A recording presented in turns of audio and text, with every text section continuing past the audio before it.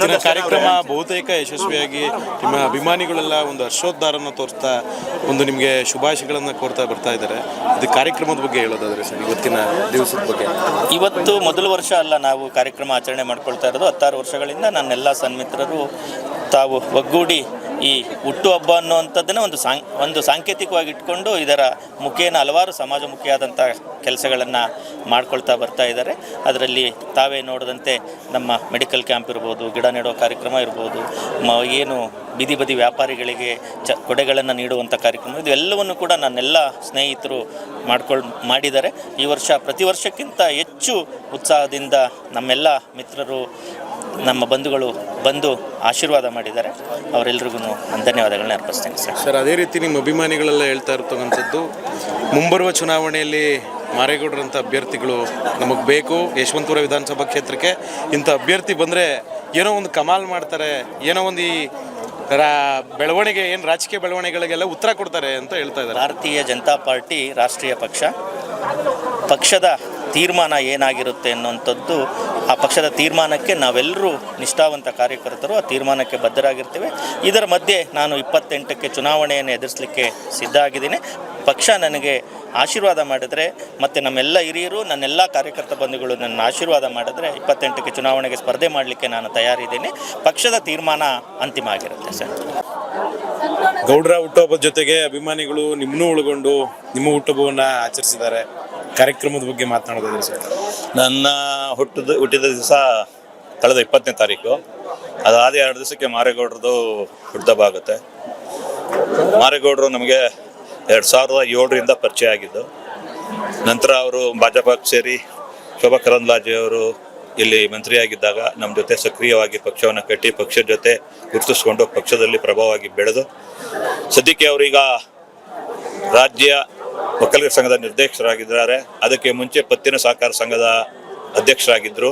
ಈಗೂ ಕೂಡ ಪತ್ತಿನ ಸಹಕಾರ ಸಂಘದ ಸದಸ್ಯರಾಗಿದ್ದಾರೆ. 2014ರಲ್ಲಿ ಭಾರತೀಯ ಜನತಾ ಪಕ್ಷದ ಯಶವಂತಪುರ ಕ್ಷೇತ್ರದ ಅಧ್ಯಕ್ಷರಾಗಿ, ಅವತ್ತೇನಾಗಿತ್ತು ಅಂತಂತಂದರೆ 2013ರಲ್ಲಿ ಎಲೆಕ್ಷನ್ ಆದಾಗ ನಮ್ಮಲ್ಲಿ ಶೋಭಾ ಕರಂದ್ಲಾಜೆ ಅವರು BJP ಬಿಟ್ಟು KJPಗೆ ಹೋದಾಗ ಇಲ್ಲಿ ಅಭ್ಯರ್ಥಿಯ ಒಂದು ಕೊರತೆ ಆಗಿ ಯಾರೋ ಒಬ್ಬರನ್ನ ಅಭ್ಯರ್ಥಿ ಮಾಡಿದ್ವಿ. ಆ ಸಂದರ್ಭದಲ್ಲಿ ನಾವು ಹೀನಾಯವಾಗಿ ಸೋತ್ವಿ. ಅವತ್ತು ಬರೀ 12,000 ಓಟ್ ಸಿಕ್ಕಿತ್ತು. ಅದಾಗಿ 1 ವರ್ಷಕ್ಕೆ ಆ ಸಮಯದಲ್ಲಿ ನಾನೇ ಕ್ಷೇತ್ರದ ಅಧ್ಯಕ್ಷ ಆಗಿದ್ದೆ, ಆದರೂ ಏನೂ ಮಾಡೋಕ್ಕಾಗಲಿಲ್ಲ. ಅದಾಗಿ 14ಕ್ಕೆ ಮಾರೇಗೌಡರಿಗೆ ಅವಕಾಶ ಸಿಕ್ತು. ಅವತ್ತು 12,000 ಇದ್ದಂಥ ಓಟು ಮಾರೇಗೌಡರ ಶ್ರಮ, ನಮ್ಮೆಲ್ಲರ ಒಂದು ಸಪೋರ್ಟು, ನಮ್ಮ ಕಾರ್ಯಕರ್ತರು, ನಮ್ಮ ಮುಖಂಡರು, ವಾರ್ಡ್ ಅಧ್ಯಕ್ಷರುಗಳು, ಜಿಲ್ಲಾ ಪಂಚಾಯಿತಿಯ ಮಂಡಲದ ಅಧ್ಯಕ್ಷಗಳೆಲ್ಲ ಸೇರಿ ಕಷ್ಟಪಟ್ಟು 12,000 ಇದ್ದಂಥ ಓಟನ್ನು 62,000 ತಂದ್ವಿ ನಾವು. ಅವತ್ತು ಸೋಮಶೇಖರ್ ಬರೀ 10,000 ಓಟಲ್ಲಿ ಗೆದ್ದಿದ್ರು. ನಮ್ಮಲ್ಲಿ ಯಾರಾದರೂ ಇನ್ನೊಬ್ಬ ಪ್ರಬಲ ಅಭ್ಯರ್ಥಿ ಒಂದು 20,000 ಓಟ್ ತೊಗೊಳ್ಳೋಂಥ ಅಭ್ಯರ್ಥಿ ಇದ್ದಿದ್ದರೆ ಅವತ್ತೇ ಸೋಮಶೇಖರ್ ಔಟ್ ಅಂಥ ಪರಿಸ್ಥಿತಿ ಇತ್ತು. ಹಾಗಾಗಿ ಇವತ್ತು ಸಹ ನಾವು ಮುಂದಿನ ದಿನಗಳಲ್ಲಿ 28ಕ್ಕೆ ಎಲೆಕ್ಷನ್ ತಯಾರಿ ಮಾಡ್ತಾ ಇದ್ದೀವಿ. ರಾಜ್ಯದಲ್ಲಿ NDA ಆಗುತ್ತೆ ಅಂತ ಒಂದು ಸುದ್ದಿ ಇದೆ.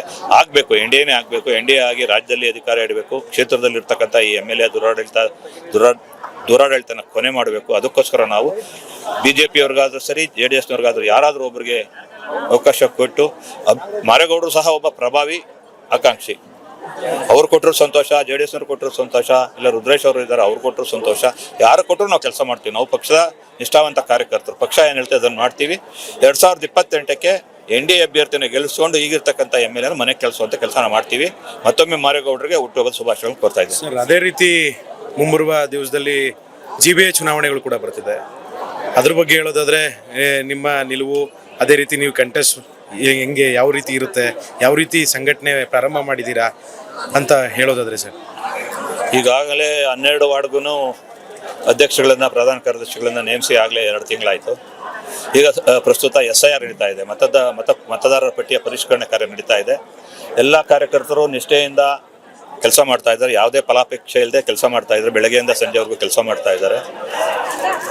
ಕೆಲವು ವಾರ್ಡಲ್ಲಿ ಹಳಬರಿಗೆ ಅವಕಾಶ ಸಿಕ್ಕಿದೆ ಅಧ್ಯಕ್ಷರಾಗಿ, ಕೆಲವು ವಾರ್ಡಲ್ಲಿ ಹೊಸಬರನ್ನ ಗುರುಸಿ, ಅವ್ರ ಪ್ರತಿಭೆಯನ್ನು ಗುರುಸಿ ಅವರನ್ನು ಅವಕಾಶ ಮಾಡಿಕೊಟ್ಟಿದ್ದೀವಿ.